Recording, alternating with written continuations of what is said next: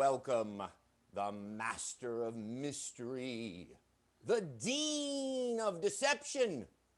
Let's put our hands together and give a nice reception for Michael Chamberlain. Hey, that's me. That is me. When I perform virtually on a Friday, I do my own introductions. I have to. Emily did a great job, but I also must do my own introductions. And I am here in my living room. And I'm excited to come into everyone's home and living room. Some people like Gary have a beautiful virtual screen, and Robert is in, it looks like a kitchen. I couldn't be more thrilled with that, but I am here in my real living room, and we're going to do a lot of magic today, and I'm going to have some of you help me do magic. But to start the show, we need to say the magic word. When I count to 3, I need everybody to say the magic word. Are you ready? Here we go. 1, 2, 3. Solar for all. That's Bam. I heard nothing, and then I heard one person say solar for all. What? Wait, hold that sign up. Who are you? Barbara, keep that sign up. Look at that penmanship. You even drew a sun. I mean, look at you. Are you the mind reader or am I the mind reader, Barbara? That's actually right. The magic words are solar for all because they always work. There was a time when people were using abracadabra, but we moved on. That was the 60s. We moved on. So, Barbara, because you wrote that and you did it in beautiful penmanship, here's what we're going to do. I want you, Barbara, just you and you are going to say the magic words when I count to 3. Now, Barbara, you got to lift the words. You know what that means to lift the words? You got to say solar for all. solar for all. That's right. That's what I'm talking about. And Barbara, you got to be loud. We got people all up and down the East Coast here. Are you ready, Barbara? You got to do it with me, okay? On the count of 3, Barbara, and lift it. Here we go. 1, 2, 3. Solar for all. Oh. Woo. Look at this, Barbara. You did that. You did that rainbow that came from the sun. You did that, Barbara. I didn't do it. You did it in your beautiful penmanship. Magic in all of us. Magic in all of us, Barbara. It's you, baby. Now look, see this little bird cage? I'm just going to put this right here in this little bird cage. Just put it right up here. These are a lot of books that I have, and I was trying to read today some books to get inspired, to find something that might get me more connected to you guys, and the only thing I could find was this. This is, yeah, I hear a snicker. I hear it. This is Harry Potter and the Goblet of Fire. Now, I've read all these books, but this is the best one. I've read them all, but I thought, well, should I read this again? Should I? Oh.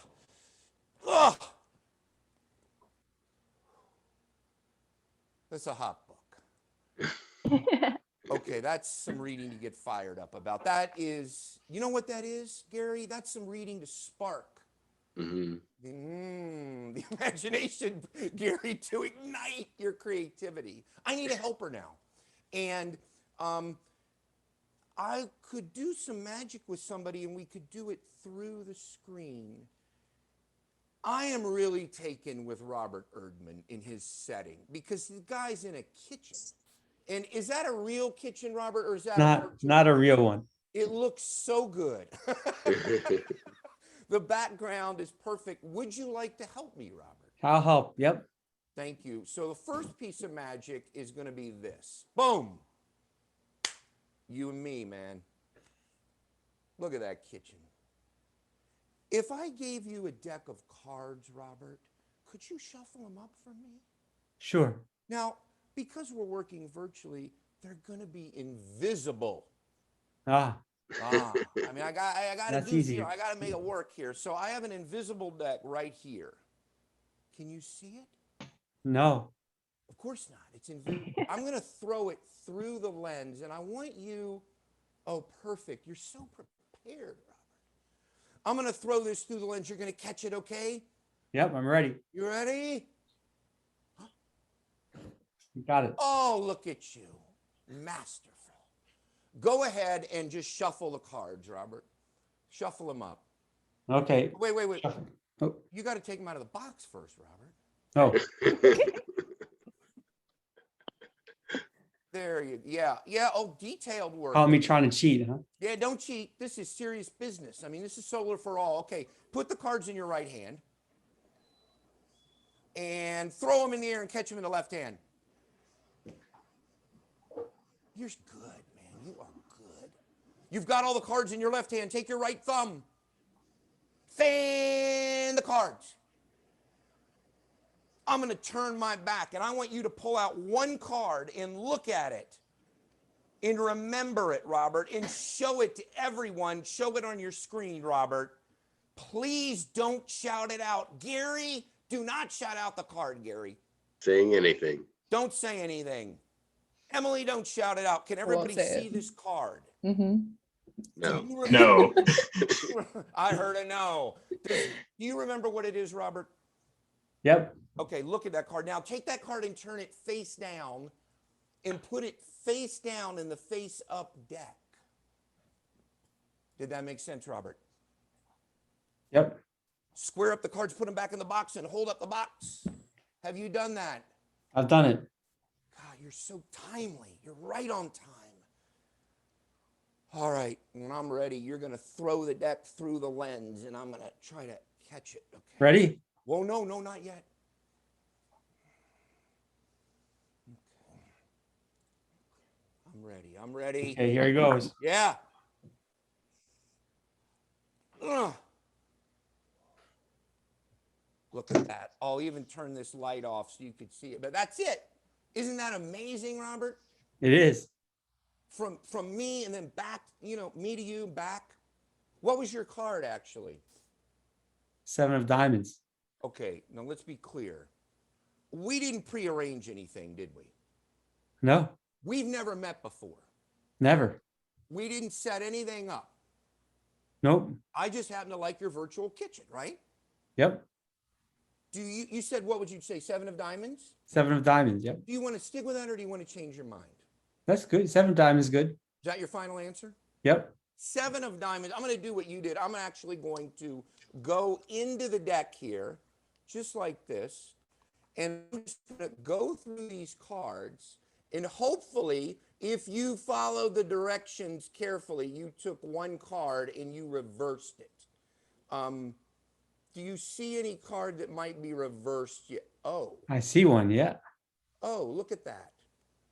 There's one card right here in the whole darn deck. Only one, it's sort of in the middle, isn't it? One card that you reversed. One and one only. What was your card again? 7 of diamonds. 7 of diamonds. Whoa. That's amazing.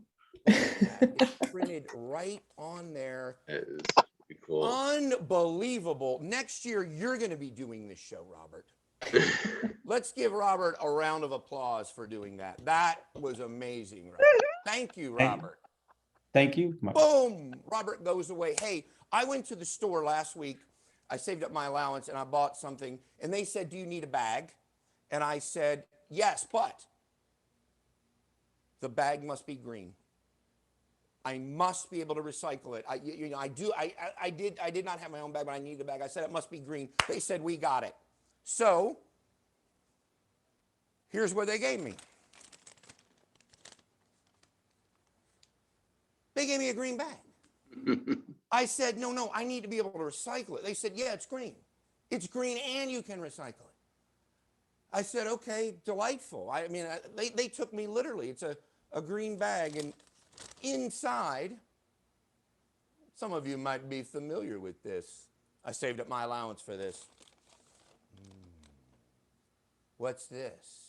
A Rubik's Cube. Who said that? Me, Who's me? Rebecca Martin. Hey, could we find Rebecca Martin, Emily? Yeah, we can find Rebecca. Rebecca Martin is on this. Where's Rebecca Martin? Oh, Rebecca Martin. Oh, hello. Look at that beautiful background. Is that Strawberry cheesecake?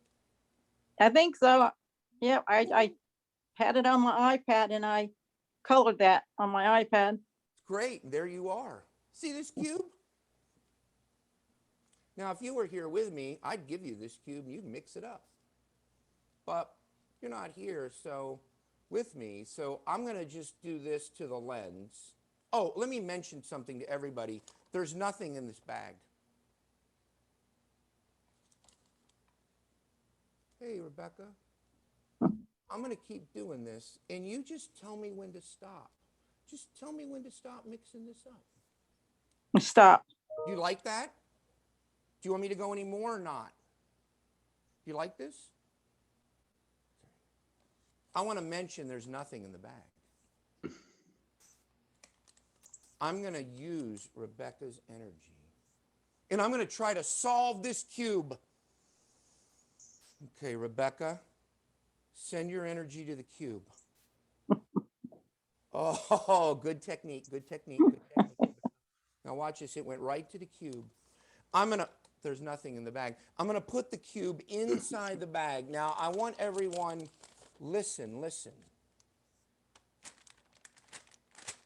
Did you hear that? 3 twists. And Rebecca, when I count to 3, you say the magic words, Rebecca, solar for all. 1, 2, 3. Solar for all. Solar. What was it? Solar. Solar for all. Oh, solar for all. Check it out. Check it out. Look at this. The cube is completely solved. Look at that. Wow. Completely solved. Nothing in the bag. Woo! Magic. Jeez. Look at that, right? Isn't that amazing? You look skeptical, Rebecca. Well, when you put it in the bag, you sure you didn't push a button and it went all together? Who are you, Rebecca?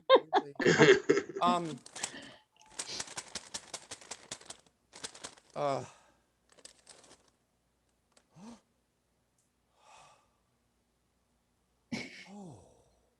another cube.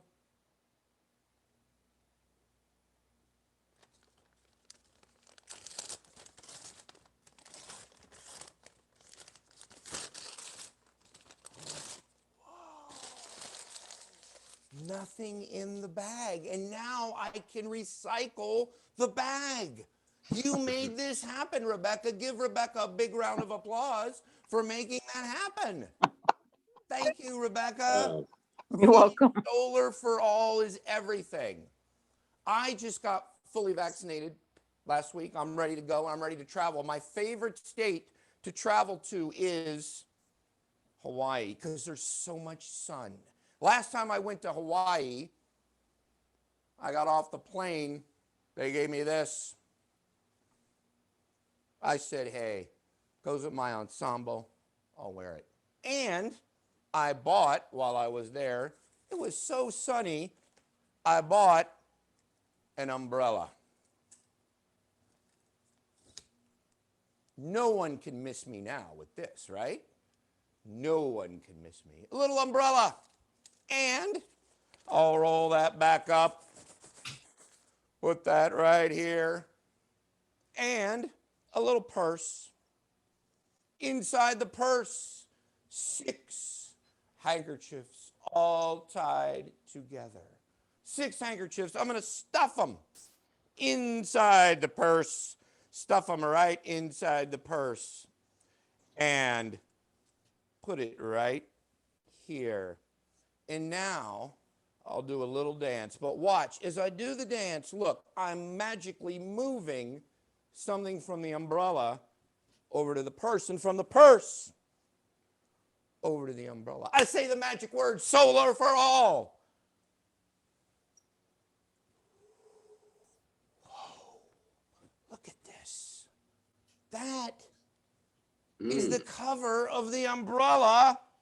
And wait a minute, what is over here? Wow. Look at this. Emily, This is pathetic. I can't show tonight. I can't. Oh, what am I gonna do? Let me try this. Let me put this darn thing back here. I don't know. And then let me put it back inside here. And see if I can. This whole thing, Emily, was falling apart. Let's see if I can get it. Ugh. Ugh. And now I'll put this back inside the purse and do my little dance here. Back. Solar for all. I hope it worked. Oh, it did, at least for here. All the handkerchiefs are back. And let's see what happened. Oh, look at this. Wow. It is back. It's restored. And all is right in the world. I'll put that right here to end the show today. But when the show's over, there's still more fun. Emily's got a whole bunch of things planned. Emily said, to end the show, could you do something to really celebrate? And I said, well, okay, so I love balloons. So I've got a balloon here. Let me blow it up. It's big and red. Let me blow it up.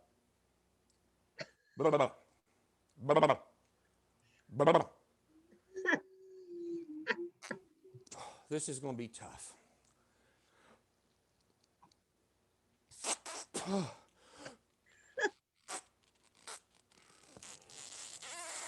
Someone was laughing at me. I don't know who it was. It might have been Barbara. I would never. Barbara. There's a bit of a squeak to this balloon. I don't know if you guys could hear the squeak. I'm not sure. A little. Barbara, you're the one that had that sign. It said solar for all, right? I did. You're the instigator. Making it all happen. Word. Here's what we're going to do. Try this. I'm going to count to 3. And when I count to 3, you and I are going to say this magic word. Say the magic word, solar for all. Are you ready? Here we go. On the count of 3. 1, 2, 3. Solar for all.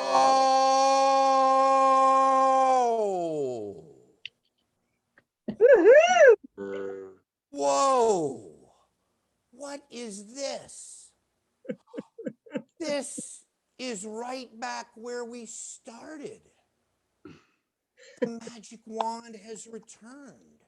Unbelievable. Who knew? My name is Michael Chamberlain. It has been a pleasure to meet all of you and to interact with everyone, especially someone that had a virtual kitchen. And I mean that. My name is Michael Chamberlain. Thank you. That's the Magic Show. Thank you. Thank you very much, everybody. Thank you. It was great to meet everybody. Gary, nice to meet everyone at the company. Thank you, Michael. Nice Thank to meet you, Michael. Thanks, Michael. all my great helpers. I am going to turn this over now to Emily, and I am going to click on something, and I'm going to disappear.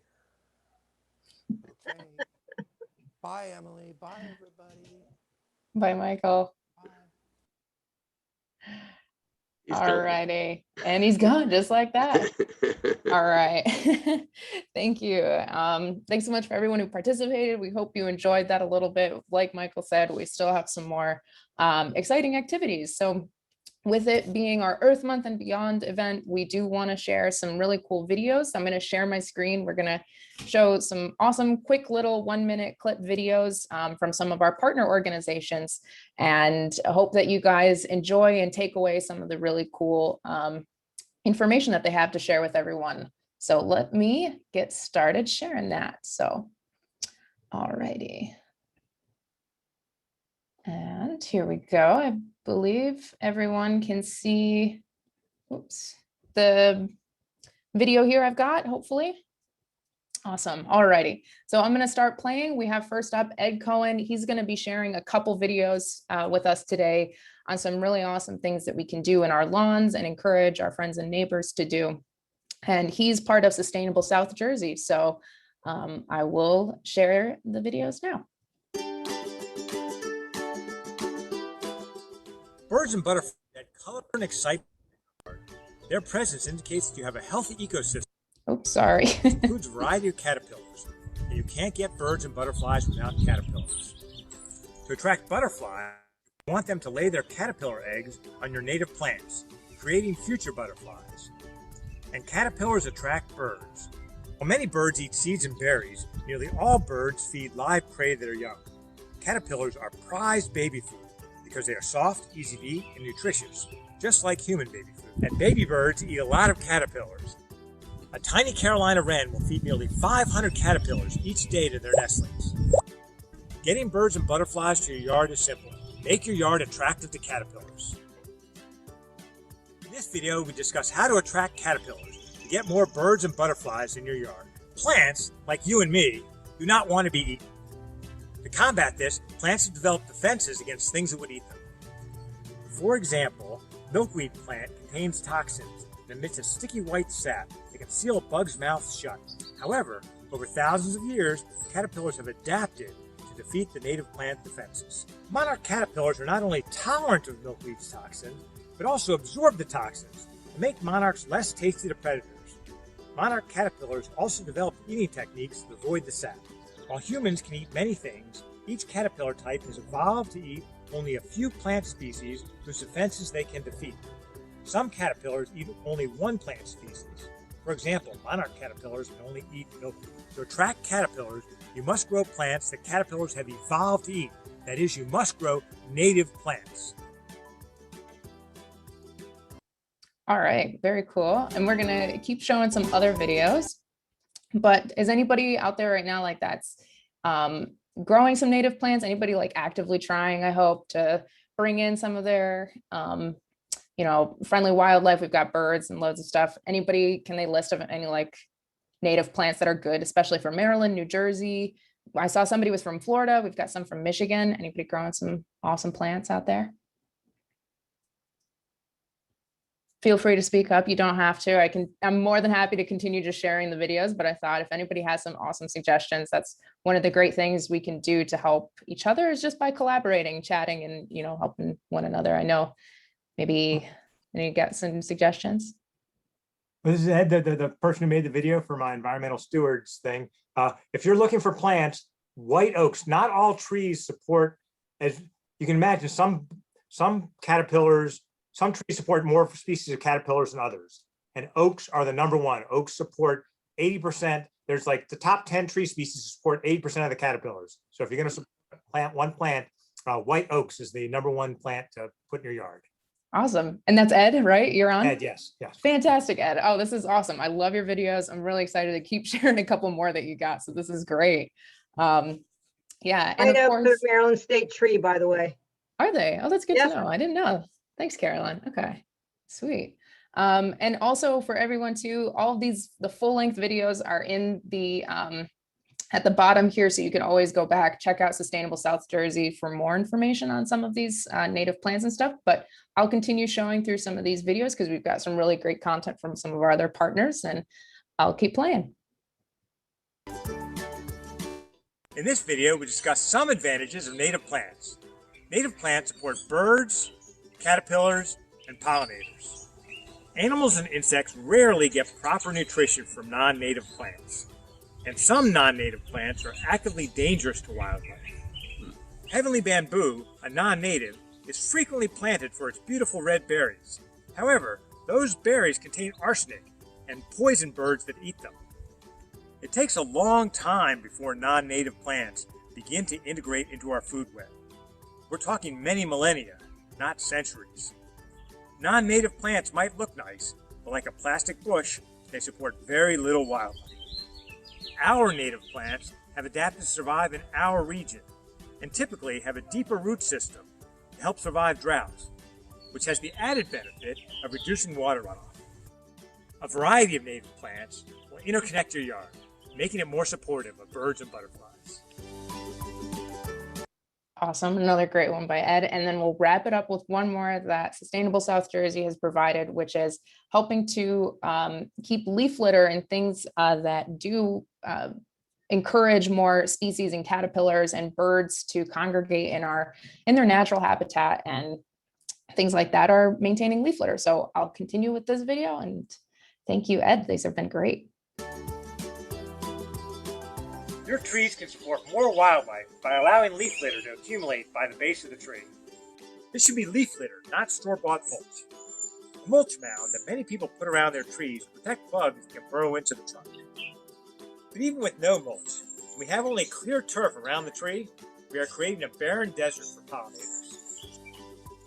97% of caterpillars and other pollinators that live in the tree drop to the ground near the tree base to pupate.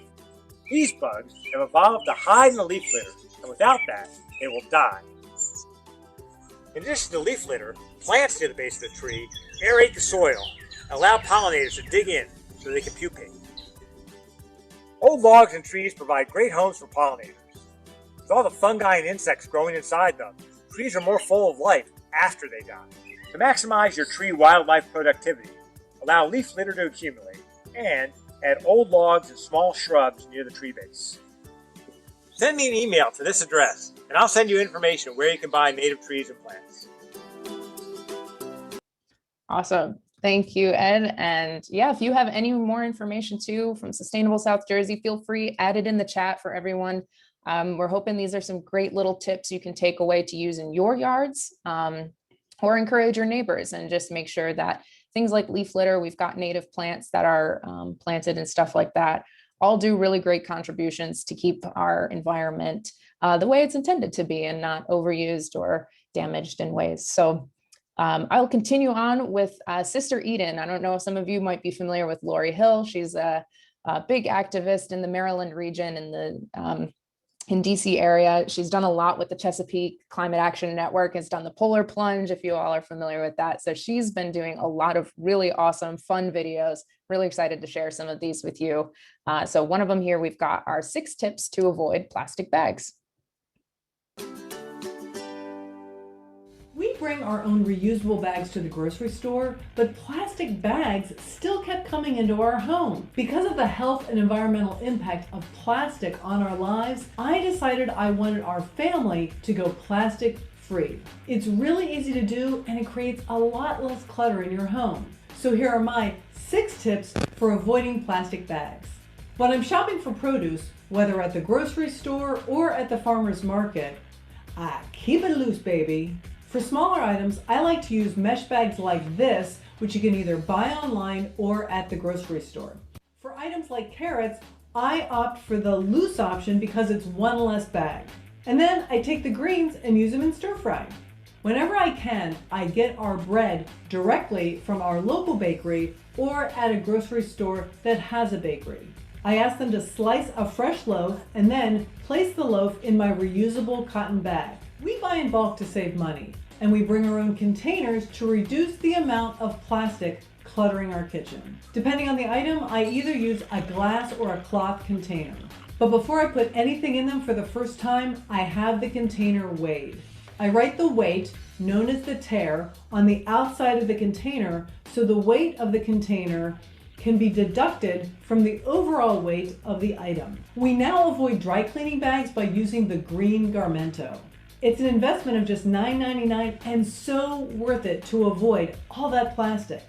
The bag is made of recyclable, non-woven polypropylene, which serves 3 purposes: a hamper for your dirty clothes, a duffel for transporting laundry and old hangers to the dry cleaner, and the hanging garment bag. Just request that your dry cleaning come back naked so that your clean clothes come back inside the hanging garment bag. When I order takeout, there are 2 ways I bring my own bag. When I order in person, I tell them, I've got my own bag, and I hand it directly to them. When I order over the phone, I tell them I'm bringing my own bag, and then I make a point to get to the restaurant a little early so that when my order is up, they can put my order directly in my own bag. So what about all the other places we like to shop, like the drugstore, the office supply store, the hardware store, the gift shop, or the clothing store. Why not use reusable bags there too?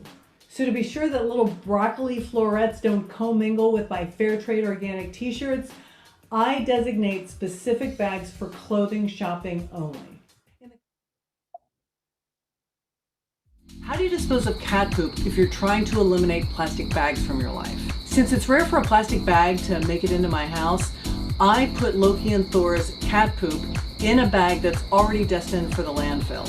And by that I mean a bag that is either lined, has a wax lining, or has food waste on it. And bags like that can't be recycled. Yeah, that's right. So bags that I'm talking about include, things like pita chip bags or, tortilla chip bags. I've got dog treat bags, cereal boxes, cereal boxes, this plastic liner, I use that to put poop in. Crackers, again, a similar plastic bag. Pasta bags, I also use bags like this for dishwashing detergent or laundry detergent pods.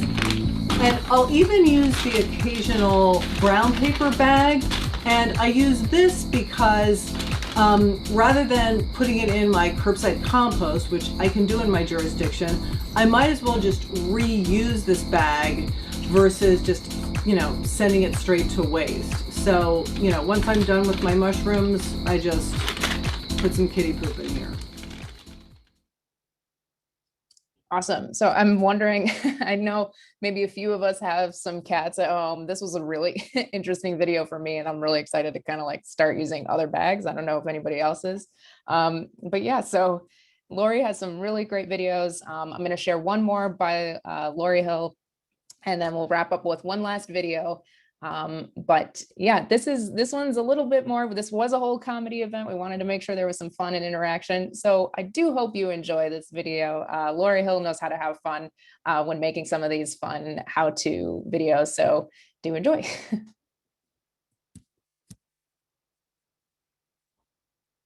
For some of us, it can be difficult to create and maintain erect standing arrangements of flowers. And that's why I use floral foam. Since I discovered floral foam, my flower arrangements stay up better and last longer. For those days when I am making flower arrangements, I keep floral foam on hand. Just one little green cube, and I'm ready when I need to be for as long as I need to be. Floral foam is a green fine-celled thermoset phenolic plastic foam and may be irritating to the eye, skin, and respiratory tract. Floral foam may contain formaldehyde and/or carbon black. Prolonged exposure may cause cancer. Inhaling floral foam dust or fumes may cause irritation to the nasal passages, lacrimation, olfactory changes, and pulmonary changes. Inhalation of heptane. Oh my God, it's really that bad? I guess. I found their material safety data sheet online. I'm just reading off that. Blah. Look, just go to sistereden.com for healthier, safer options for you, your flowers, and the planet. May cause violent vomiting and diarrhea.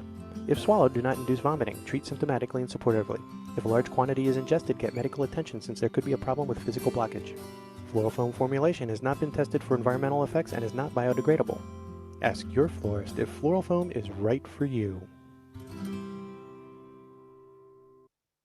All right, so some great content from Lori Hill. I do suggest go check out her YouTube channel. She's got loads of how-tos and tips and tricks just like that. So she's got awesome green environmental actions we can all do every day. And the last one here I wanted to share with everyone is by Novi. She's with Interfaith Power and Light. And I love her message here. I really think this is a great concept to how we can really do something together. And this is what we're doing today at the event. You all are here. We're talking about these things we can do every day and sharing with one another. So that's a big part of what we can do to support our environment. So I will share this last video and then we'll continue on with the event. Hello, I'm Joelle Novi. I use she, her pronouns, and I'm with Interfaith Power and Light, through which hundreds of congregations of all faith traditions are coming together to address climate change across Maryland, DC, and Northern Virginia. I'm happy to offer today my tip for what is one green thing that an individual can do during Earth Month. Lots of us who are climate activists get asked that all the time. I'm just one person. This problem is so huge. What can one individual do? So I want to challenge each of you today to find ways to connect with others, to respond to climate change together, not alone. The first step in doing that is to talk about climate change and why it matters to us. And I know that for myself, that is harder than it sounds. So I want to invite you, as your Earth Month challenge of the day, to find someone in your life and open a conversation about climate change. Not about science or data that you're not familiar with, but just about why it matters to you.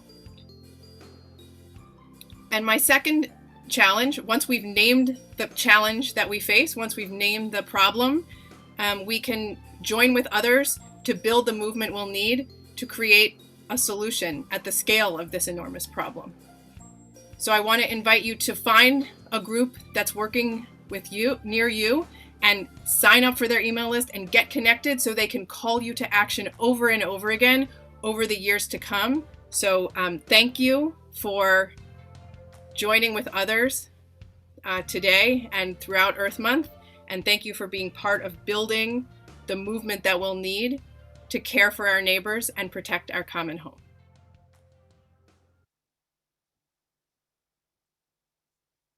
Awesome.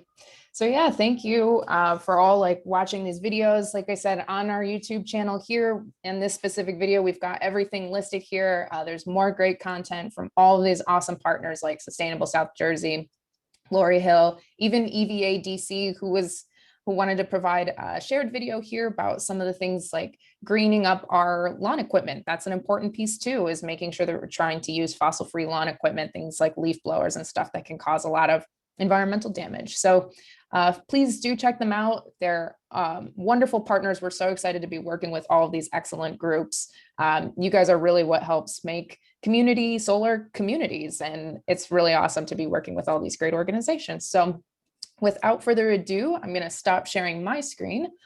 So Gary can actually take it over. I don't know if Gary, you want to share your screen. I'm welcome to share mine if you want for the presentation part, but he's going to just run through some awesome community solar stuff. So Gary Skolnick, our CEO and founder, I'll pass it on over. Thank you, Emily. And this is really a great presentation. I especially loved the video. The magician was fun and cool, but learned a lot in the videos. Thank you, Ed, for all those great tips. I'll be definitely taking that up in our backyard. So I'm Gary Skolnick, the CEO of Neighborhood Sun, and I see many familiar faces on this call, and welcome to you and to the new faces and new names. I just have a short presentation. Some of you may already know this information, but you might want to stick around because I'll definitely be available for Q&A on anything with any of your Neighborhood Sun projects or anything about community solar.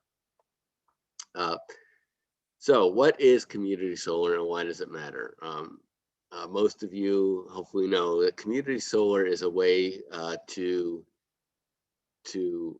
reach the 80% of the market that can't get rooftop solar. And that is important because a lot of our greenhouse gases come from the electricity sector, from the consumption at our homes or offices or other commercial properties.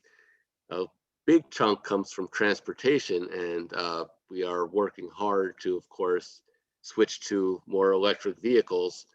But then once we do that, we have to make sure the rest of the grid is actually green as well. So people who can't get rooftop solar include renters, people with shading roofs or unsuitable roofs, or if it's too expensive. But with community solar, everyone can participate in the green energy revolution and save money on their bills. So this is an example of a project. This is actually our Panorama Project in Prince George's County, Maryland. And you can see that each family, whether Martinez family, Skolnick, or Hansley, can subscribe to a portion of the output of the project. Every month, when that project produces power, the utility puts credits on our bills exactly as if we had a rooftop system. And it's always going to be cheaper than standard electricity. So it's a great way to save money while also supporting local projects in your area. So an update on our projects. We have completed all of our projects in Western Maryland. We now have a new project in Pepco in DC. So we're finally in the district. And we have 2 projects we're subscribing in New Jersey, one in JCP&L, one in PSEG. We do have a project in the Pepco area. We call it Simba, and it's about 90% filled up, but if you know anyone who wants to participate, now is the time before it runs out. And then we're looking at projects all over the country. Just so people know, New Mexico is the newest state to enact community solar legislation. So we might have to have a little Taos office at some point. And Pennsylvania is considering it. Virginia has enacted legislation, but it's a couple years away from getting started. And basically the whole East Coast is open to community solar. Illinois, and in the Midwest, you have Illinois, Minnesota, and out in the West, you have Colorado. So it's rapidly spreading across the country. And I even saw, for our friends in Michigan, if they're still on, that there was a bill in Michigan introduced. Florida is another state where things are happening. So a lot going on. A couple of our projects, just to dive a little deeper. This is our brand new one in the BGE territory. It's called Friendship because it's located in West Friendship. We're kind of running out of fun names. It has a 3.1 megawatt capacity. It has panels with tracking technology, and it will have pollinator plants as well as newly planted native trees surrounding its perimeter. It's in Howard County. Simba is in Pepco, Maryland. It's already up and running. We are taking over from another not to be named community solar company. It's on land leased by the Brandywine Lions Club, and it's 2.7 megawatts already up and running, and it's generating power for more than 250 homes. Tri-County, our first New Jersey solar project, 3.1 megawatts, still subscribing customers. It's on a previous landfill that also contains a utility scale solar farm in the town of Delanco. And it is 51% of its capacity going to low and moderate income residents, although we have put it up to 55 and we might hit 60% of the capacity going to low and moderate income folks. So very proud of that one. And our new project in the JCP&L part of New Jersey, this is in the northwest corner of New Jersey, not far from the Pennsylvania border. It is called Blue Army because it's located at the Blue Army Shrine. It is mainly servicing low and moderate income residents. It's a smaller project, 681 capacities. It's on a carport and rooftops at the Blue Army Shrine. And in DC, Robinson Place, it's 100 kilowatts, very small. It's only on 2 apartment rooftops. It's already almost filled, but there are a few spaces left. It can be about 20 DC residents. And Ann Haverman from Chesapeake Climate Action Network was our very first DC customer. So thank you, Ann. That is the presentation. I am happy to answer any questions or any comments that folks have. Yeah, feel free. Anybody, you can enter your questions in the chat. I'll read them aloud to Gary, or if you guys just want to unmute yourself, feel free. You can just chime in.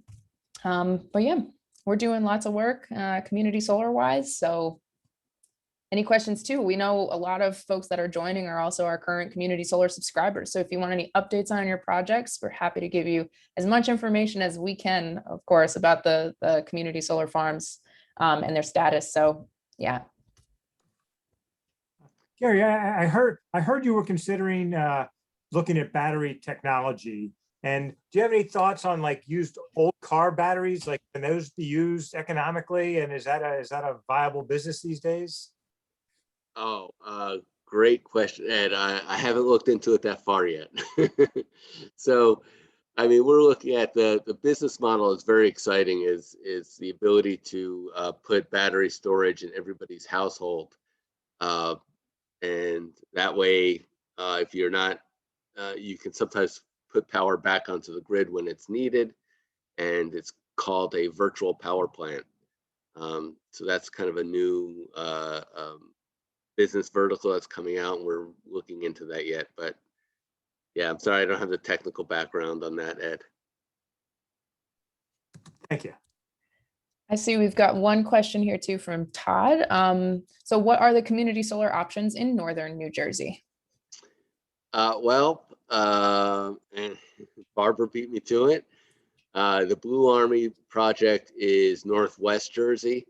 I myself am originally from Northeast Jersey, Teaneck in Bergen County, and we look to have some projects there starting hopefully later this year.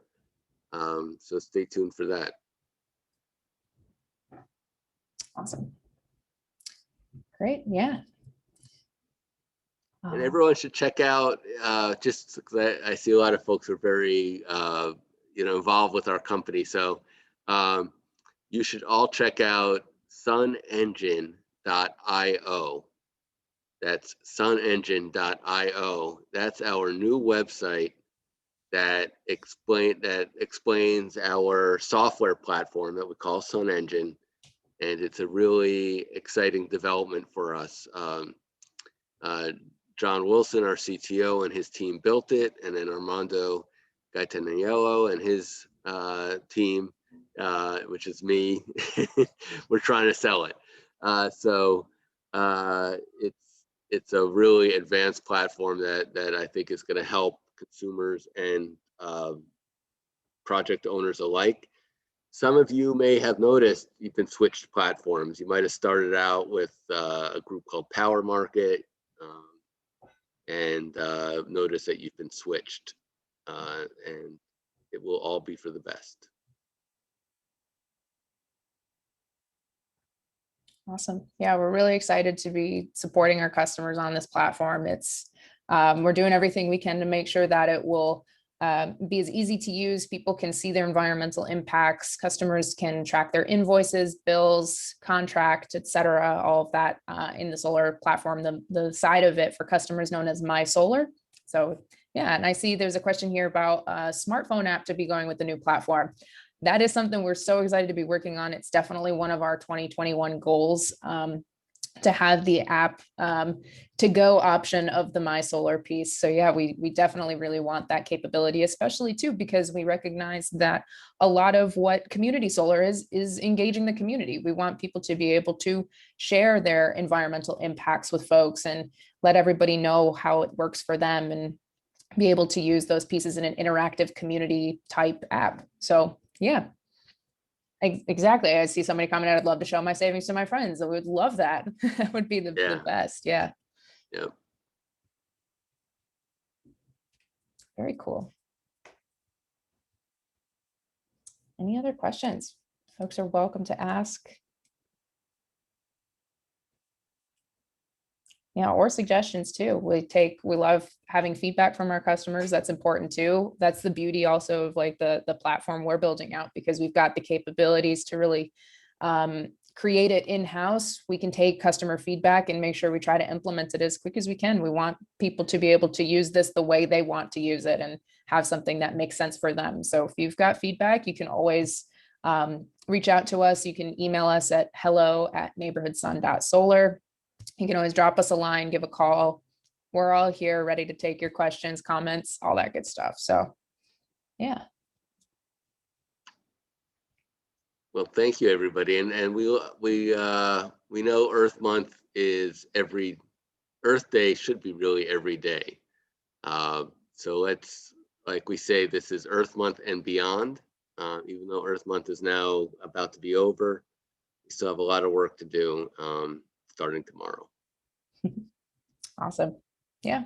So thanks everyone for a great event. We're excited and hope you enjoyed it. Thank you. Thank you, everybody. Yeah, thanks. Thank you much.